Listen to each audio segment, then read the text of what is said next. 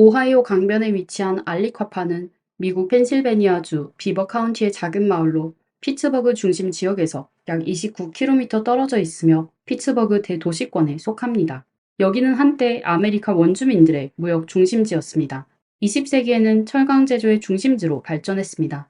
그러나 1980년대 경제 불황과 함께 알리콰파는 경제적으로 어려운 지역으로 전락했습니다. 6년 전 5월 13일 어머니의 날 자정에 이곳에서 기이한 살인사건이 발생했습니다. 집 앞에서 쓰러진 딸 레이첼은 리사 델톤도와 남편 조셉의 마음에 영원한 상처를 남겼습니다. 오는 날까지도 그 지역 주민들은 누군가가 그들 근처에 숨어 언제든지 그들의 목숨을 앗아갈지 모른다는 두려움을 안고 살아가고 있습니다. 안녕하세요. 여기는 미스터리 수사국입니다. 오늘 소개해드릴 사건은 복잡한 이야기를 담고 있습니다. 젊은이들의 감정 얽힘뿐만 아니라 법 집행기관의 부패를 드러내고 현대의 평범한 사람들의 생존 상태를 보여줍니다. 레이첼 델톤도는 펜실베이니아 주에서 태어나 자랐습니다. 그녀는 그 땅을 사랑했고 졸업 후 고향에서 교사가 되었습니다. 특수교사로서 그녀는 펜실베이니아 주의 여러 특수학교에서 학생들을 가르쳤습니다. 레이첼은 가르침이 그녀의 사명이자 평생의 열정이라고 말하곤 했습니다. 그녀는 학생들과의 관계를 형성하기 위해 추가적인 시간과 노력을 기울이는 교사 중 한 명이었죠. 레이첼은 어머니 리사와 아버지 조셉과 매우 긴밀한 관계를 유지했습니다. 33살의 그녀는 여전히 부모와 함께 살고 있었습니다. 전해지는 바에 따르면 그들의 가문은 이탈리아 혈통을 가지고 있으며 자녀가 결혼하기 전까지는 부모를 떠나 독립적으로 살지 않는 것이 전통이라고 합니다. 레이첼은 매력적인 외모를 지녔으며 짙은 갈색 머리와 반짝이는 눈이 특히 인상적이었습니다. 그녀에게는 오랜 기간 사귄 남자친구와 매우 친밀한 친구들이 있었습니다. 알리콰파라는 작은 마을은 그리 크지 않으며 인구는 몇천 명에 불과합니다. 마치 하나의 긴밀한 공동체처럼 주민들 대부분이 서로를 잘 알고 지내죠. 레이첼은 성격이 밝은 소녀로 파티에 참석하는 것을 매우 좋아했습니다. 그녀는 남자친구 프랭크 카트로파와 깊은 사랑에 빠져 있었습니다. 이 커플은 어릴 때부터 함께 자라온 사이로 대략 2010년부터 데이트를 시작했다고 합니다. 친구들 사이에서도 두 사람은 아주 잘 어울리는 커플로 여겨졌는데 그 이유는 그들이 진심으로 서로를 아끼고 있었기 때문입니다. 하지만 젊은 사람들의 사랑이란 평탄하기가 쉽지 않은 법이죠. 그들의 관계 역시 완벽하다고 할 수는 없었습니다. 시간이 흐르면서 레이첼은 안정을 찾고 싶어 했습니다. 그녀는 아이도 몇 명 낳고 싶었고 완벽한 결혼 생활을 꿈꾸며 모든 준비를 마쳤습니다. 그러나 프랭크는 아직 준비가 되지 않은 듯 보였습니다. 그는 미래의 결혼 생활을 위해 더 많은 경제적 기반을 다지기 위해 자신의 일에 더 많은 시간을 투자하고 싶어 했습니다. 사실 두 사람 모두 틀린 생각을 하고 있는 것은 아니었습니다. 프랭크 역시 두 사람을 위해 안정된 환경을 만들기 위해 노력하고 있었죠. 중요한 점은 두 사람 모두 여전히 서로를 사랑하고 있다는 것입니다. 그들은 계속해서 친밀한 관계를 유지하고 있었고 프랭크 역시 야심이 크고 자신의 일에 집중하고 있었지만 여전히 여자친구를 사랑했습니다. 프랭크는 사실 매우 성공적인 길을 걸어왔습니다. 그는 졸업 후 처음에는 트럭 운송업에 종사했고 이후에는 케이블 사업과 몇몇 에너지 개발 프로젝트에 참여했습니다. 말 그대로 젊은 나이에 그는 자신만의 비즈니스 네트워크를 구축했으며 계속해서 마을 사람들의 주목을 받는 인물이 되었습니다. 지역 잡지에서는 그를 알리콰파의 늑대라고 부르기까지 했습니다. 프랭크는 연애면에서도 솔직한 길을 걸어왔으며 여자친구 레이첼과 5년 동안 긴 연애를 이어왔습니다. 2015년 여름 프랭크는 여자친구와 함께 프랑스 파리로 휴가를 떠났고 레이첼의 꿈은 마침내 실현되었습니다. 파리는 세계에서 가장 로맨틱한 도시 중 하나로 마치 동화 속 왕자와 공주처럼 프랭크는 마침내 레이첼에게 청혼을 했습니다. 프랭크가 여자친구에게 준비한 깜짝 선물은 여기서 끝이 아니었습니다. 그가 청혼에 사용한 것은 6캐럿짜리 타원형 다이아몬드 반지였습니다. 많은 이들이 금전적인 여유가 더해지면 더 아름답게 느껴지기 마련입니다. 우리의 이야기 속 주인공들의 사랑이 이대로 이어졌다면 아마도 많은 아이들과 끝없는 부귀영화를 누리며 살았을 것입니다. 그러나 이 슈퍼 로맨틱한 청혼 이후 사건은 갑작스럽게 큰 전환점을 맞이하게 됩니다. 레이첼은 여전히 단순하고 행복한 삶을 이어갔습니다. 다가오는 결혼식에 대해 그녀는 크게 신경 쓰지 않았습니다. 그녀는 여전히 열정을 가지고 일을 했고 지역 사회에서 다양한 아이들과 함께하는 데 집중했습니다. 하지만 프랭크와 레이첼의 엄마 리사는 결혼식 장소, 음식, 꽃 장식과 같은 세부 사항에서 서로 다른 의견을 가졌습니다. 이러한 결혼식 관련 세부 사항들이 프랭크와 그의 미래 장모 사이에 큰 갈등을 불러일으키게 되었죠. 현실적으로 우리는 남자들이 자신의 결혼식 계획에 과도하게 참여하려는 경우를 거의 듣지 못합니다. 그러나 프랭크는 분명 보통 사람이 아니었습니다. 그는 이러한 모든 일을 처리할 충분한 에너지와 능력을 가지고 있었습니다. 결국 다툼 끝에 레이첼의 엄마는 양보했습니다. 그녀는 딸의 결혼식에 대해 주도권을 포기할 수 있지만 한 가지는 반드시 고집했습니다. 그녀는 딸을 위해 화려한 맞춤 제작 드레스를 주문해야 한다고 말했습니다. 그래서 리사는 레이첼과 함께 뉴욕으로 가서 한 고급 디자이너를 찾았고 드레스 가격은 1만 달러, 성금만 해도 4천 달러, 하나로 약 540만 원을 지불했습니다. 마을에는 많은 사람들이 레이첼과 프랭크의 결혼을 기대하고 있었습니다. 그 결혼식은 마을 역사상 유례없는 성대한 행사가 될 것이 분명했습니다. 하지만 레이첼은 결코 그 소망을 이루지 못했습니다. 결혼식이 임박한 시점에서 프랭크가 그녀에게 혼전계약서를 요구했기 때문입니다. 레이첼은 이 사실을 어머니에게 털어놓았습니다. 처음에는 레이첼도 이 계약서에 대해 크게 반대하지 않았습니다. 그녀는 프랭크라는 사람을 사랑했고 그에게 자신의 진심을 증명하고 싶었습니다. 그러나 레이첼의 어머니는 강하게 반대했습니다. 그녀는 딸이 누구와도 혼전계약을 맺어서는 안 된다고 생각했습니다. 사실 외부 시선으로 봤을 때 프랭크가 혼전계약서를 요구한 것은 이해할 수 있는 일이었습니다. 프랭크는 몇 년간의 노력 끝에 매우 부유한 사업가가 되었기 때문에 이런 계약은 부유한 사람들 사이에서는 흔한 일이었습니다. 이런 방식은 결혼이 성공하지 못할 경우 프랭크가 적어도 자신의 재산을 보호할 수 있는 수단이었죠. 그러나 문제는 레이첼의 어머니가 이 상황을 받아들일 수 없다고 여겼다는 점입니다. 가족의 압박 속에서 몇 달간의 대치가 이어졌고 결국 레이첼은 혼전계약서에 서명하는 것을 거부했습니다. 이 문제가 두 연인 사이에 가장 큰 논쟁거리가 되었습니다. 파리에서의 로맨틱한 청혼이 있고 몇 달 후 활발하게 진행되던 결혼식 계획은 갑자기 중단되었습니다. 그럼에도 불구하고 사랑하는 두 사람은 헤어지지 않았습니다. 그들은 여전히 서로에게 충실했고 아마도 서로가 변할 것을 기대하고 있었을지도 모릅니다. 혹시 어느 날 해결책이 생기지 않을까 하는 희망도 있었을 것입니다. 하지만 분명한 것은 이것은 해결되지 않는 문제였습니다. 2016년 발렌타인데이에 레이첼은 약혼 반지를 반납했고 그들의 결혼식은 공식적으로 취소되었습니다. 그러나 이 일은 여기서 끝나지 않았습니다. 그들은 여전히 데이트를 했지만 서로 마음속으로는 더 이상 혼전계약에 대해 언급하지 않기로 했다는 것을 알고 있었습니다.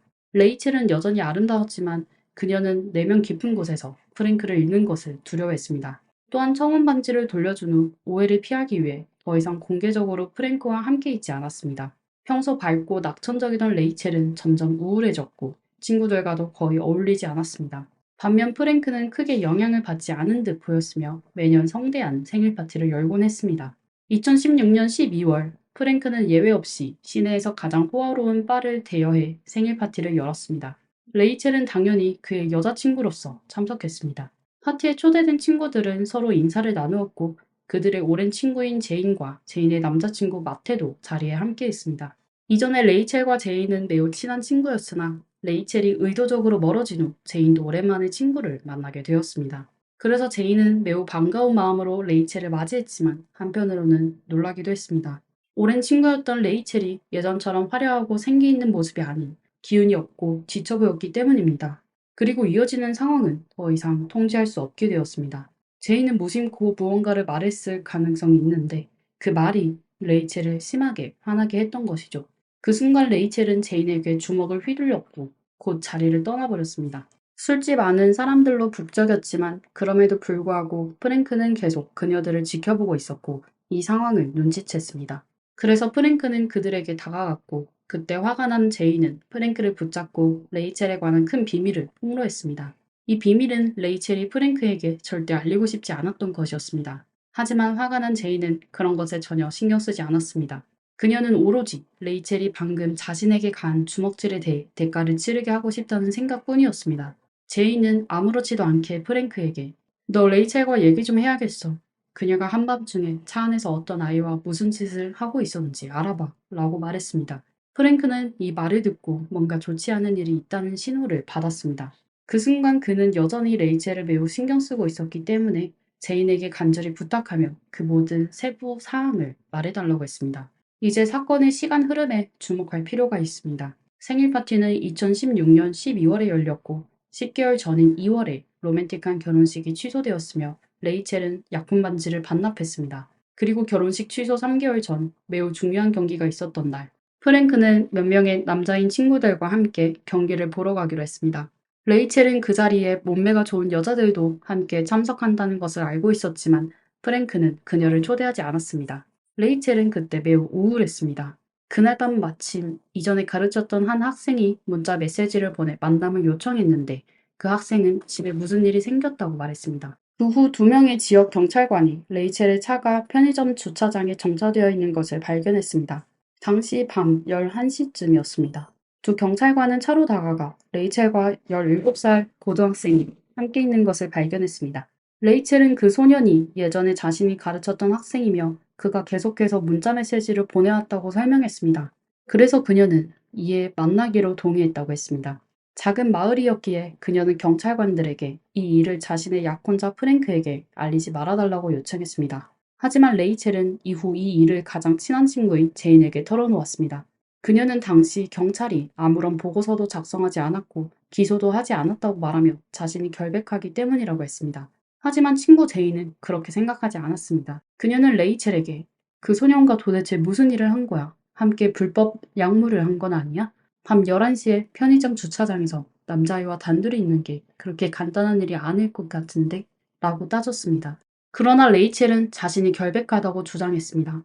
레이첼은 개인적으로 제인에게도 이 일을 비밀로 해달라고 간청했지만 그날 밤 상황이 드러나기 시작했고 하나의 비밀이 수면 위로 떠오르기 시작했습니다. 이후 레이첼은 프랭크에게도 해명했습니다. 그녀는 그저 그 소년을 도와주려 했을 뿐이라고 말했습니다.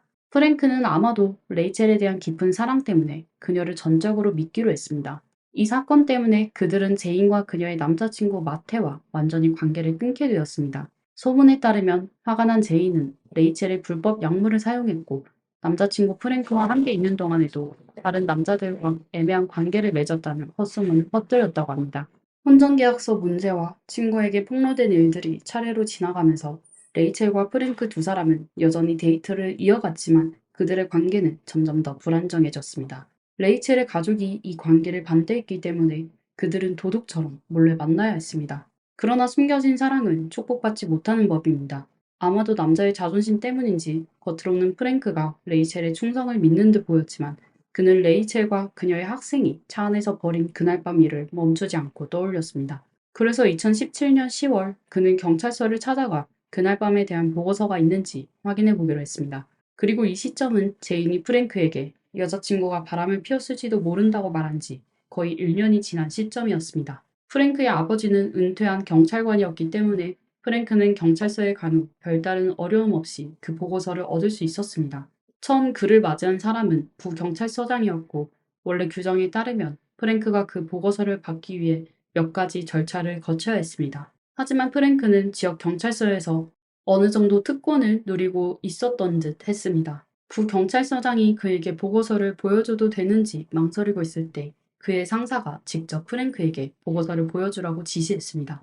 나중에 조사 결과 그 상사는 프랭크의 아버지와 오래된 동료였으며 그 사람이 프랭크에게 보고서를 보여주도록 허락하면서 왜 보여주지 않겠어? 그는 프랭크잖아 라고 말했습니다. 이것은 분명 양날의 검일 것입니다. 미국의 작은 마을에는 많은 사람들이 서로 잘 알고 지내며 우정을 위해 서로를 돌보는 일이 흔하고 자연스럽습니다.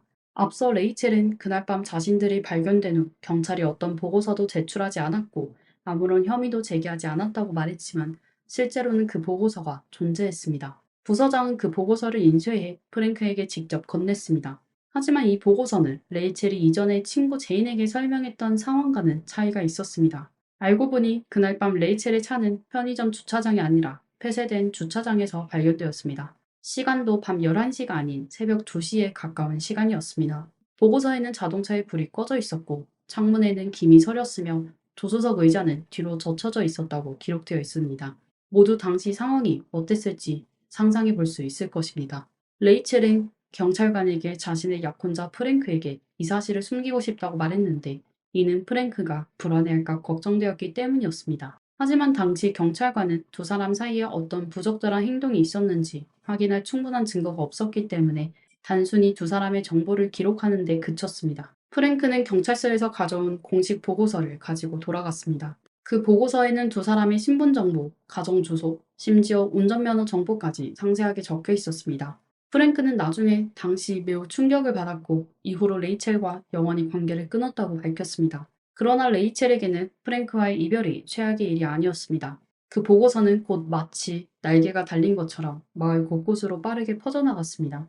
일부는 이메일을 통해 또 일부는 문자 메시지로 보고서가 전달되었습니다. 어떤 사람은 그 보고서 사본을 레이첼의 직장, 학교 이사회, 시장, 언론 매체, 그리고 그녀 자신을 포함한 여러 친구들이나 직장 동료들에게도 일부러 보냈습니다. 이전에 가장 친했던 친구 제인조차도 이 정보를 받았습니다. 보고서는 익명으로 발송되었고 다음날엔 더 구체적인 세부 사항이 추가로 공개되었습니다. 보고서에서는 레이첼이 교사로서 모든 진실을 숨기려 했다고 주장했습니다. 여론의 압박 속에 그해 11월 학교는 조사가 진행되는 동안 레이첼에게 유급 휴가를 주기로 결정했습니다. 레이첼의 평판은 이미 완전히 손상되었고 그녀는 그동안 어떤 부적절한 행동도 하지 않았다고 강력히 부인했지만 이제는 그 사실을 되돌릴 수 없었습니다. 그녀가 그 학생과 함께 부적절한 시간과 장소에 있었다는 사실만으로도 마을 사람들의 입에 오르내렸습니다. 당사자가 어떻게 해명하든 이제는 아무 의미가 없었습니다. 그러나 곧 누군가 경찰에서 유출된 정보가 부당하다고 지적했습니다. 보고서에는 청소년의 정보가 포함되어 있었고 원래 그것은 엄격히 비밀에 굳혀져야 했습니다. 그러나 분명 그날 밤 레이첼과 함께 있었던 사람이 마을 고등학교의 스타 미식축구 선수 쉘든 지터 주니어라는 사실을 모두가 알고 있었습니다. 프랭크는 이러한 의문에 대해 자신이 보고서를 여기저기 퍼뜨리지는 않았지만 실제로 친구들과 친척들에게는 이 정보를 공유했다고 말했습니다. 경찰 측은 정보 유출이 단순한 사고였다고 주장했습니다.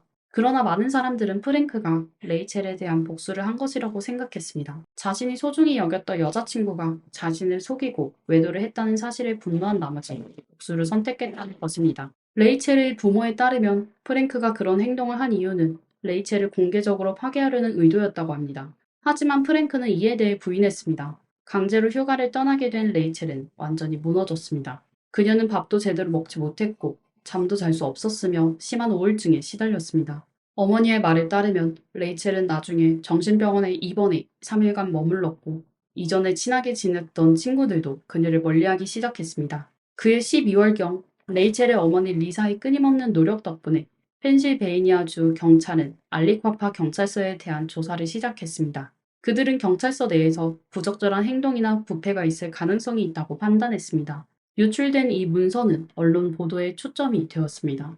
레이첼의 어머니는 존 폴이라는 탐사기자와도 연락을 취했으며 리사의 소개로 레이첼과 존도 자주 전화로 이야기를 나눴습니다. 레이첼은 존에게 부패가 그들 마을에서 오랫동안 지속되어 문제라고 말했습니다. 조사기자 존에 따르면 레이첼은 마치 어두운 시기를 벗어난 듯 보였으며 새로운 남자친구와 데이트를 시작했습니다. 레이첼의 새로운 남자친구는 라숀 볼튼이라는 이름의 남성이었는데 놀랍게도 31살의 라쇼는 고등학생 셸든의 이복 형제였습니다. 레이첼의 어머니는 라쇼이 키가 크고 체격이 좋아 레이첼에게 안정감을 주었고 당시 레이첼은 이미 살해 위협을 받았다고 말했습니다. 레이첼은 지역 경찰서가 자신에게 매우 불만을 품고 있다고 말했는데 그 이유는 48시간 일하는 TV 프로그램이 마을에서 일어난 사건을 계속해서 조사하고 있었기 때문입니다. 레이첼은 어머니 리사와 가족들에게 경찰이 자신을 추적하고 있어 두렵다고 말한 적이 있었습니다. 레이첼은 누군가가 그녀에게 2018년을 넘기지 못하게 할 것이라는 위협을 했다고도 밝혔습니다. 바로 그해 2월 주 경찰은 지역 경찰에 대한 초동 조사를 마쳤고 몇몇 사람들은 행정처분을 받았지만 해고된 사람은 없었습니다. 이 일은 마치 단순한 절차를 밟은 것처럼 보였습니다. 조사기자 존은 주에서 실질적인 해결책을 제시하지 않았다고 말했습니다. 잠재적인 부패 문제 외에도 지역은 심각한 재정 부족 문제에 직면해 있었습니다. 이곳의 대부분의 경찰관들은 단순한 파트타임으로 일하고 있었고 일부는 생계를 유지하기 위해 2개 이상의 경찰서에서 일해야 했습니다. 그럼에도 불구하고 레이첼은 이 지역을 깊이 사랑했습니다. 그녀는 점차 부정적인 영향을 벗어나기 시작했고 새 남자친구 라숀과의 관계뿐만 아니라 새로운 친구들도 사귀었습니다. 17살의 로렌이 그녀의 새 친구였습니다. 비록 레이첼은 30대였지만 여전히 젊은 사람들과 함께하는 것을 좋아했습니다. 그녀는 이 아이들이 더 많은 도움을 필요로 한다고 생각했기 때문입니다. 로렌도 레이첼이 자신의 가장 친한 친구라고 말했고 그녀들 사이의 관계는 마치 가족 같았습니다. 레이첼은 많은 시간을 들여 로렌이 대학 지원서를 작성하는 것을 돕고 미래 계획을 세우는 데 도움을 주었습니다. 사실 레이첼과 로렌의 관계는 나이 차이가 꽤 많음에도 불구하고 진정한 우정을 나누는 관계였다고 할 수 있습니다. 2018년 5월 어머니의 날 저녁, 집에서 저녁을 먹은 후 레이첼은 어머니에게 로렌이 함께 드라이브하자고 초대했다고 말했습니다. 두 사람은 차를 타고 마을을 돌아다니며 음악을 들었고 최근 며칠간 일어난 일들에 대해 이야기를 나눴습니다. 그 후 소녀들은 아이스크림을 사 먹기로 결정해서 로렌은 레이첼의 집에 잠시 차를 세웠습니다. 레이첼은 집에서 스웨터를 가지고 나오면서 어머니에게 아이스크림을 먹으러 간다고 말했지만 어머니는 이것이 딸과의 마지막 대화가 될 줄은 전혀 알지 못했습니다. 차로 돌아와서 로렌은 레이첼과 함께 또 다른 친구를 태우러 갔습니다. 이 친구의 정체도 흥미로웠는데 그는 26살의 타이리로 고등학생 셸든 지터 주니어의 또 다른 이복 형제였습니다. 아이스크림을 사러 가는 길에 그들은 한 차와 스쳐 지나갔고 그 차 안에는 남녀가 가득 타고 있었습니다. 셸든 역시 그 차에 있었습니다. 로렌은 이 세 형제와 매우 친한 사이로 보였고 셸든은 즉시 로렌에게 메시지를 보내 잘 지내? 어디 가는 거야? 라고 물었습니다. 로렌은 처음 몇 개의 메시지에 답했지만 그 후에는 셸든의 메시지를 무시했습니다. 그러나 셸든과 그의 형 타이리는 계속해서 문자 메시지를 주고받았고 타이리는 그들이 무엇을 하고 있으며 어디로 가는지 셸든에게 말해주었습니다. 즉, 그날 밤 레이첼의 움직임을 셸든은 모두 알고 있었습니다. 아이스크림을 산 후 로렌은 다시 차를 몰아 레이첼을 집으로 데려다 주었습니다. 밤 10시 45분경 로렌은 레이첼이 집 현관 근처까지 걸어가는 것을 본 후 차를 몰고 떠났다고 말했습니다. 하지만 그녀는 레이첼이 직접 집 안으로 들어가는 것을 보지 못했다고 덧붙였습니다. 로렌이 떠난 지 약 4분 후 레이첼은 부모님 집의 차도에서 살해당했습니다. 범인은 가까운 거리에서 공격했고 레이첼의 몸에는 4군데의 상처가 있었습니다. 레이첼은 현장에서 즉사했으며 그 당시 아무런 목격자나 물증이 없었습니다. 레이첼의 아버지 조셉은 사건 당시 현관 옆 의자에서 쉬고 있었지만 딸 레이첼이 집에 가까이 오는 소리를 듣지 못했다고 말했습니다. 레이첼이 쓰러진 위치는 현관이 아닌 도로에 가까운 집의 차도 쪽이었습니다. 33살의 레이첼은 이렇게 갑작스럽게 세상을 떠났습니다. 그녀의 부모는 3명의 용의자가 있다고 확신했습니다. 첫 번째는 17살 학생으로 레이첼에게 끊임없이 집착하며 결국 사랑이 증오로 바뀌었을 가능성이 있었습니다. 두 번째는 프랭크로 교제 중에 레이첼의 부적절한 행동을 발견하고 이를 원망하여 레이첼을 파괴하려 했을 가능성이 있었습니다. 세 번째는 지역 경찰서로 부패 수사로 인해 레이첼에게 분노를 품었고 이전에 받았던 협박과 위협이 그 증거라고 주장했습니다. 지역 경찰은 이것이 충동적 범죄일 가능성이 있다고 보았고 수사관들은 증거를 체계적으로 정리하기 시작했습니다. 탐정은 이 사건이 원한에 의한 범죄라면 두 사람에게 관심이 간다고 밝혔습니다. 한 명은 학생 셸든, 또 다른 한 명은 전 약혼자 프랭크입니다. 수사관들은 그날 마을 주변에서 운전한 모든 사람들을 조사했지만 집 근처에 매복한 사람이 있었다는 증거는 찾지 못했습니다. 그들은 범인이 레이첼이 아는 사람이라고 확신했습니다. 그날 밤 차 안에 있던 학생 셸든은 조사를 받았고 그의 삼촌이 사건 당일 셸든이 집에서 조부모를 돌보는 것을 도왔다는 증언을 했습니다. 삼촌은 또한 셸든이 지역에서 유명한 운동 스타였고 그와 교제하는 여성이 많았다고 말했습니다. 셸든은 경찰에게 레이첼은 자신이 주장하는 것처럼 그렇게 순진한 사람은 아니라고 말했습니다. 두 사람은 오래전부터 알고 지냈고 관계도 확실히 특별했다고 말했습니다. 또한 그와 레이첼의 관계는 그날 밤 차 안에서 처음 시작된 것이 아니었습니다. 셸든은 처음에 자신의 31살의 형이 레이첼과 교제한다는 사실을 알았을 때 기분이 나빴지만 금방 극복했다고 말했습니다. 그는 자신에게는 예쁜 여자들이 많았기 때문에 크게 신경 쓰지 않았다고 덧붙였습니다. 셸든은 경찰이 자신의 방을 수색하는 것을 허락했고 수사관들은 사건과 관련된 어떤 증거도 발견하지 못했습니다. 그래서 경찰은 프랭크를 집중적으로 조사하기로 결정했습니다. 프랭크가 경찰 보고서를 퍼뜨린 사람이 아니더라도 사건은 적어도 그로 인해 시작되었기 때문입니다.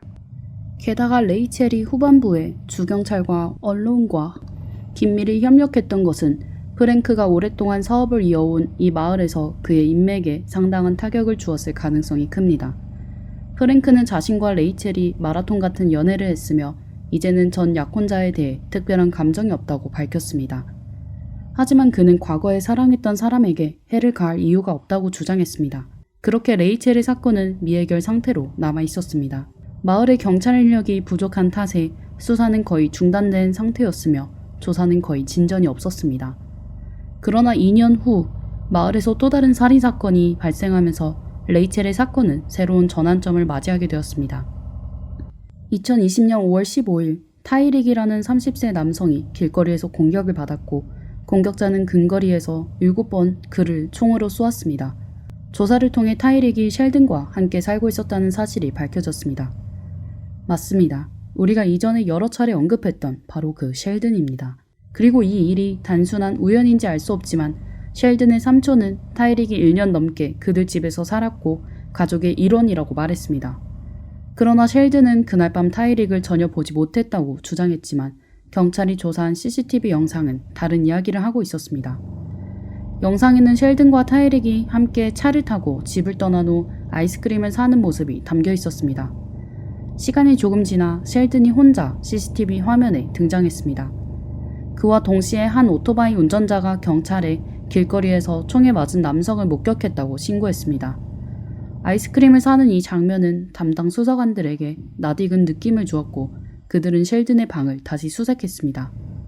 그의 침대 베개 아래에서 범행 현장에서 사용된 총알과 일치하는 무기가 발견되었습니다. 추가 검사 결과 셸든의 차 핸들에서 화약 잔여물이 검출되었고 타이릭 사건은 빠르게 마무리되었습니다. 셸든은 범인임이 드러나 더는 부인할 수 없었습니다. 경찰은 동시에 2년 전 레이첼 사건과 관련하여도 주요 용의자를 찾았다고 발표했지만 아직 셸든을 레이첼 살해 혐의로 기소할 만한 충분한 증거는 없다고 밝혔습니다. 2021년 셸든은 1급 살인죄로 유죄 판결을 받았고 펜실베이니아 주에서는 이러한 범죄를 자동으로 가석방 없는 종신형으로 규정하고 있습니다. 셸든의 변호사는 현재 항소 중이며 한 배심원이 실제로 레이첼의 이웃이었고 그 배심원이 셸든의 먼 사촌과 이혼 절차를 진행 중이라는 점을 문제 삼고 있습니다. 이처럼 복잡한 인간관계는 마을이 매우 좁다는 사실을 보여줍니다.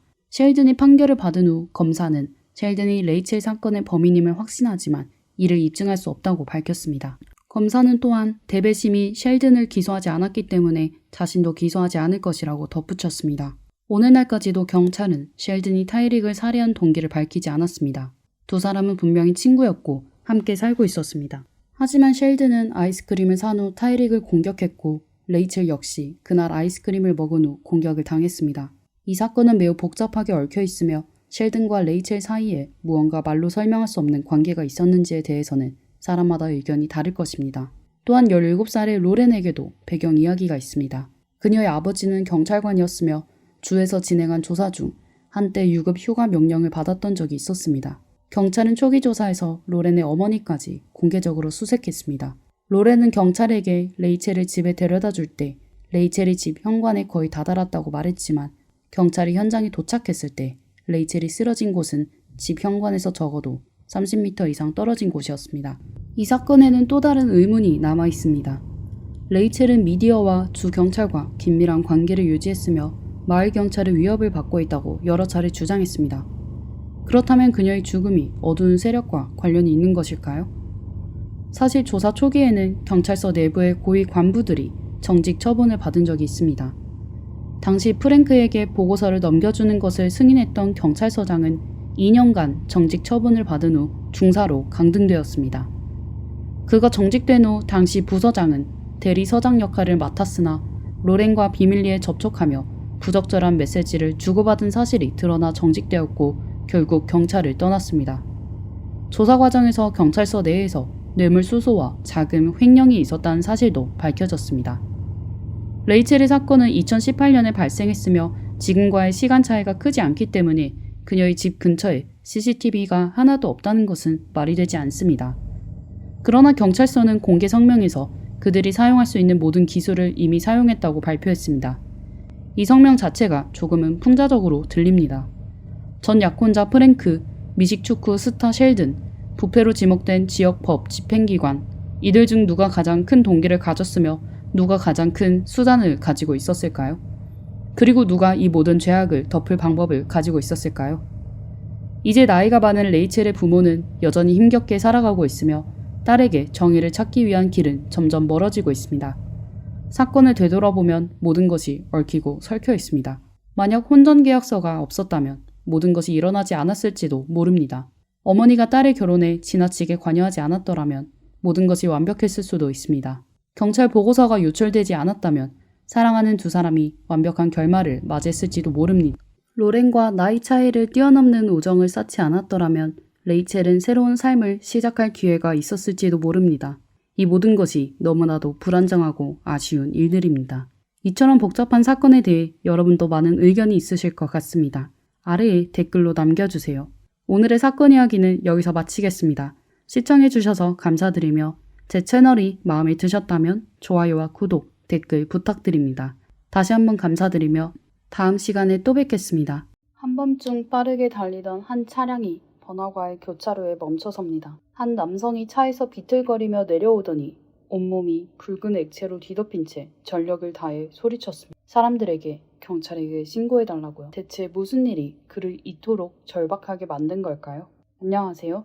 미스터리 수사국입니다. 지금부터 오늘의 사건을 함께 파헤쳐 봅시다. 사건의 시작은 1999년 8월 17일 저녁으로 거슬러 올라갑니다. 아름다운 바하마 해변 석양 아래 한 커플이 서로를 끌어안고 있었습니다. 바로 그날 이들은 부부가 되었습니다. 신부의 이름은 에이프릴 바버로 평범한 미국 가정에서 태어났습니다. 그녀는 17살에 어머니가 암으로 세상을 떠나며 큰 시련을 겪었습니다. 어머니의 죽음 이후 에이프릴의 아버지는 삶의 의욕을 잃고 금지 약물에 손을 대며 무기력하게 시간을 보내는 사람이 되었습니다. 에이프릴에게는 9살짜리 여동생과 갓난아기 였던 남동생이 있었는데 큰딸인 그녀는 자연스럽게 동생을 돌보는 책임을 떠안게 되었습니다. 고등학생이었던 그녀는 학업과 아르바이트를 병행하며 생계를 돕고 가족을 위해 요리를 해야 했습니다. 어머니의 죽음은 그녀의 삶을 송두리째 바꿔놓았지만 그녀는 단 한마디의 불평도 하지 않았습니다.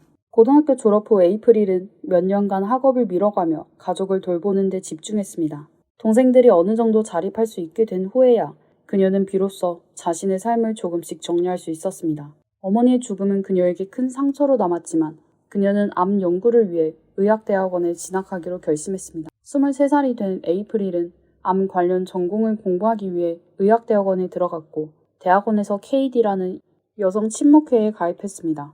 그곳에서 그녀는 새로운 삶의 활력을 찾았습니다. 한 회원은 그녀를 이렇게 묘사했습니다. 그녀는 아름답고 사려 깊은 사람이었습니다. 남자들은 그녀 옆에 서면 그녀의 눈을 제대로 마주치지 못했어요.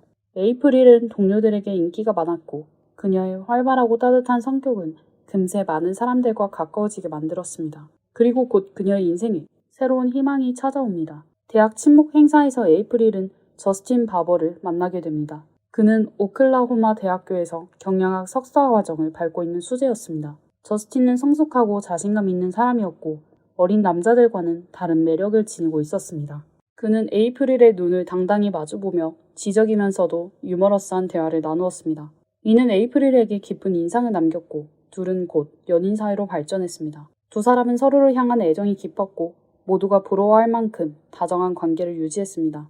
저스틴은 얼마 지나지 않아 에이프릴을 자신의 부모님께 소개했고 그의 어머니 린다는 에이프릴을 매우 좋은 사람이라고 평가했습니다. 이후 연애 10개월 만에 두 사람은 결혼식을 올렸습니다. 하지만 에이프릴의 친목회 친구들은 그녀를 걱정했습니다. 결혼이 너무 성급하다고 느꼈기 때문이죠. 그들은 두 사람이 아직 서로를 충분히 이해하지 못했다고 생각했습니다. 그러나 에이프릴의 행복한 미소를 보고 나서는 걱정을 접고 진심으로 그녀를 축복했습니다.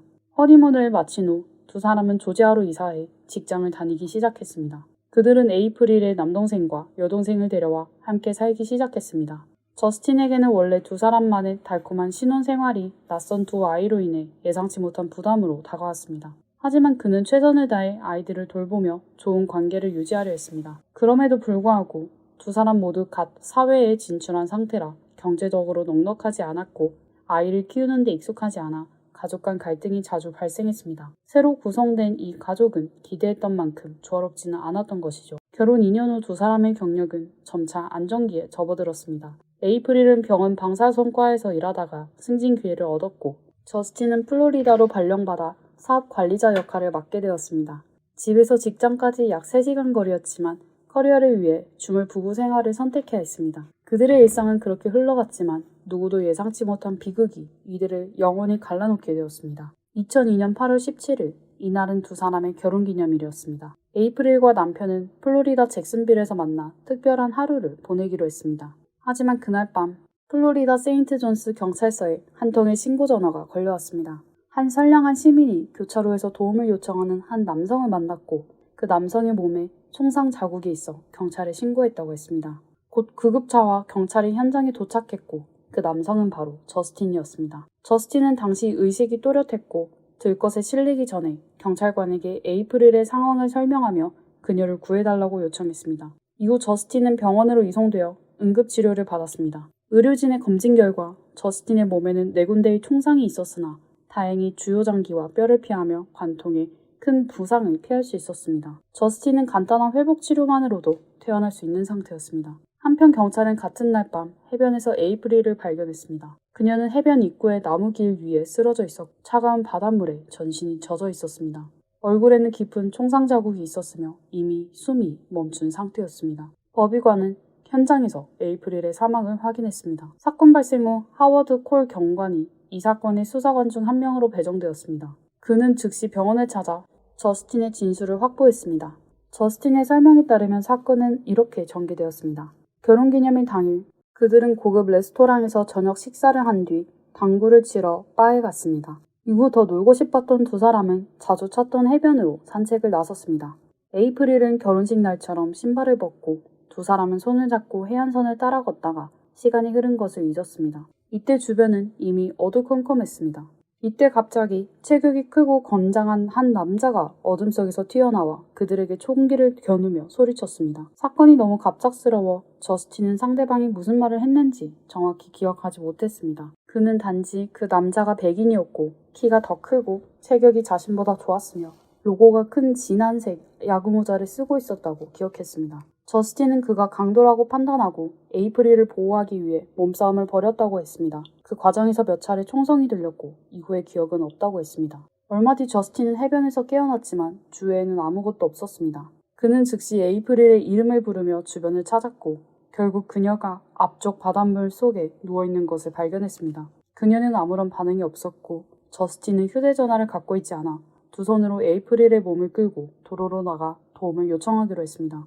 하지만 그는 아내가 이미 숨을 거뒀을지도 모른다고 느꼈습니다. 에이프릴을 나무길 위로 옮긴 뒤 저스틴은 자신의 몸에 힘이 빠진 것을 느꼈고 자신도 총에 맞았다는 것을 깨달았습니다. 결국 그는 에이프릴을 그 자리에 두고 혼자 도로로 나가 도움을 요청했습니다. 하지만 연이어 지나가던 차량들은 그의 요청을 무시했습니다. 저스틴은 결국 비틀거리며 자신의 차를 찾아 16km를 운전해 도심으로 가 도움을 요청했습니다. 그는 번화가의 한 교차로에서 차를 세우고 한 시민에게 도움을 요청해 신고를 받도록 했습니다. 저스틴은 부상이 크지 않아 하루 만에 퇴원했습니다. 며칠 후 에이프릴의 장례식이 그녀의 고향인 오하이오에서 열렸습니다. 저스틴도 비행기를 타고 참석했습니다. 에이프릴이 사랑받는 사람이었음을 보여주듯 많은 친지와 친구들이 감동적인 추모 연설을 했습니다. 모두가 깊은 슬픔에 잠겨 있었지만 저스틴만은 예외였습니다. 한편 경찰은 강도를 찾기 위해 수사를 시작했으나 어떤 단서도 발견하지 못했습니다. 경찰은 저스틴이 거짓말을 하고 있을 가능성도 염두에 두었지만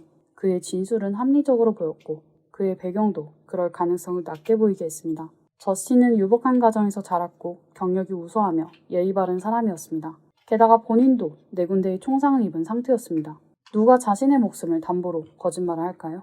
결국 사건은 무작위 강도 총격 사건으로 결론지어졌고 사건은 종결되었습니다. 대다수의 사람들은 저스틴의 처지에 동정을 표했습니다. 그의 용기를 칭찬하는 이들도 있었습니다. 하지만 3사람은 이 사건의 결론에 의문을 품었습니다. 그중 한 명은 사건의 주요 담당자였던 콜 경관이었고 그는 사건에 많은 의문점이 있음을 발견했습니다.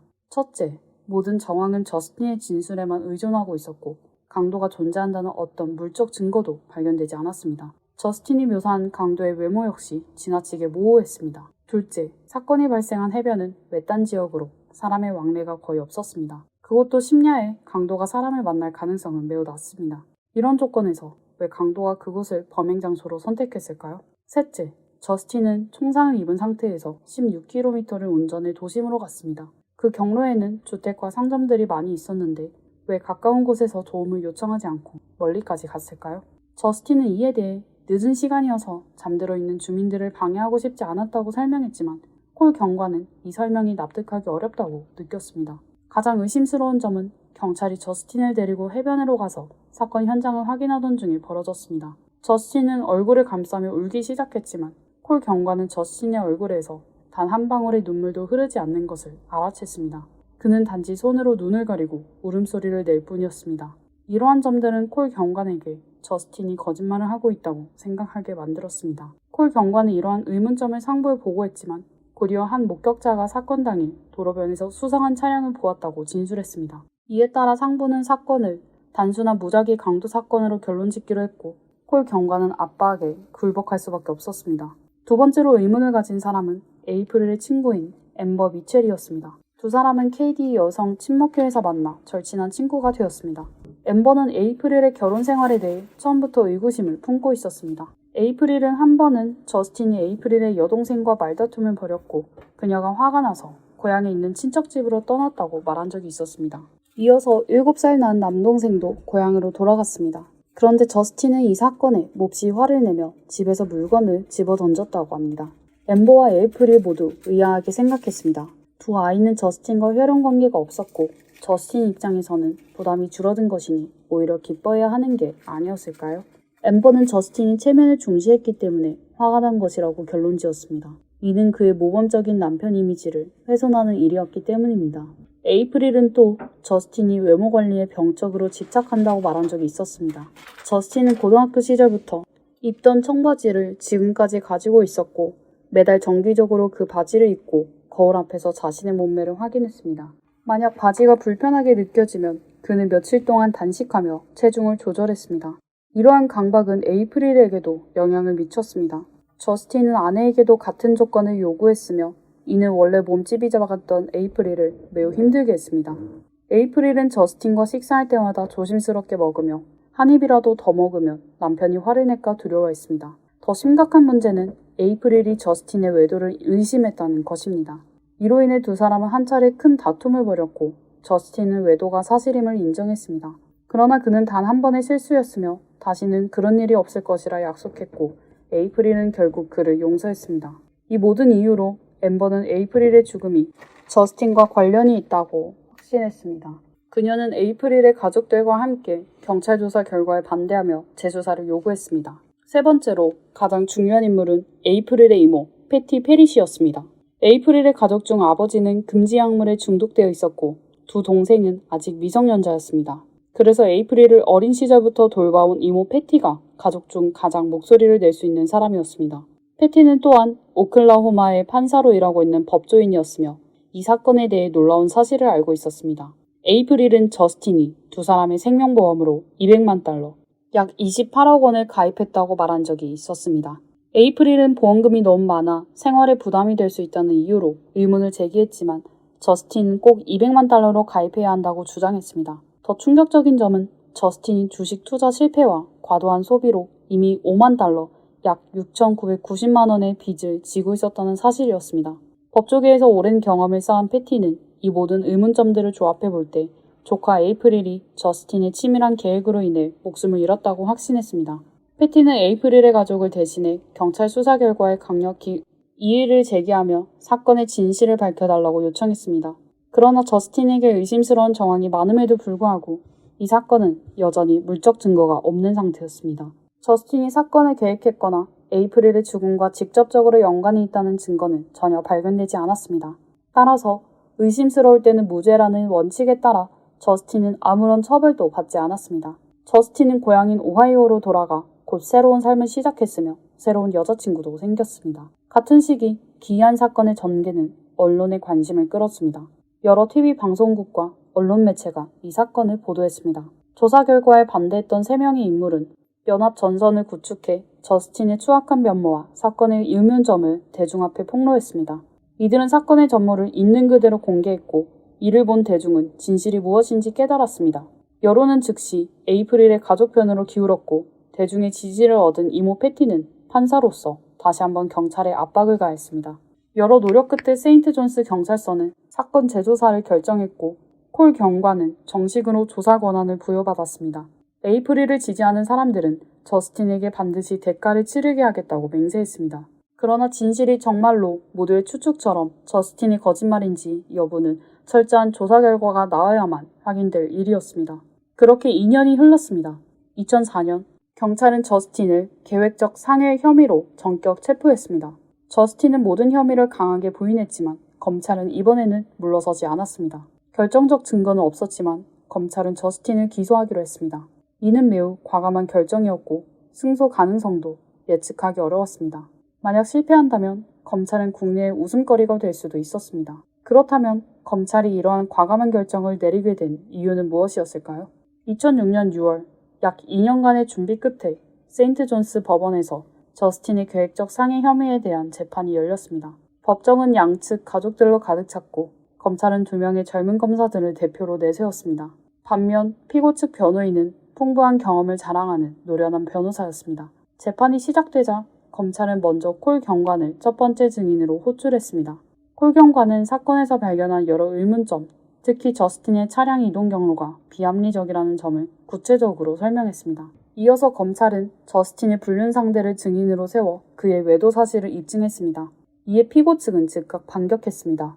노련한 변호사는 에이프릴의 몸에서 저스틴의 DNA가 발견된 점을 근거로 저스틴이 거짓말을 하지 않았으며 에이프릴을 끌고 간 것이 사실임을 주장했습니다. 또한 법의학 전문가를 증인으로 불러 저스틴의 4군데 상처를 분석하며 변호 논리를 펼쳤습니다. 변호인은 저스틴의 4군데 총상이 치명적인 부위를 간신히 피해갔지만 어깨 부근의 상처는 대동맥에서 1cm밖에 떨어져 있지 않다는 점을 강조했습니다. 그는 만약 조금이라도 빗나갔다면 저스틴이 사망할 수 있었다고 주장했습니다. 저스틴은 해부학 지식이 없으므로 중요한 장기를 정확히 피하는 것은 매우 어려운 일이며 만약 자해였다면 굳이 목이나 어깨가 아닌 다리나 엉덩이같이 위험이 적은 부위를 선택했을 것이라고 주장했습니다.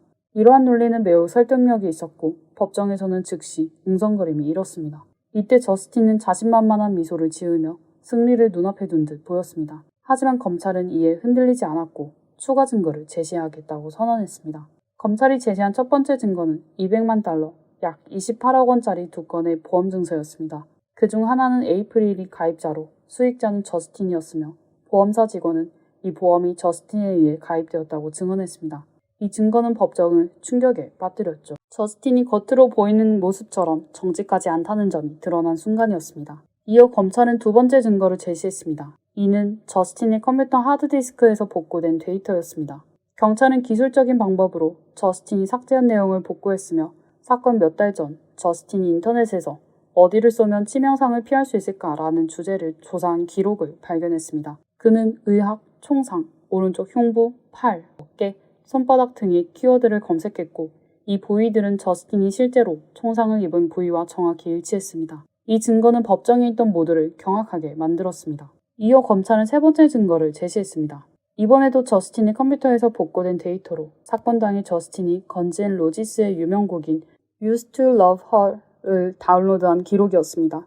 이 곡의 가사는 나는 그녀를 사랑했지만 그녀를 없애야 했어 라는 내용이 반복됩니다. 검찰은 이 곡이 에이프릴이 사망하기 몇 시간 전에 다운로드되었고 저스틴이 경찰이 그의 컴퓨터를 압수하기 1시간 전 이 곡만 삭제한 사실을 지적했습니다.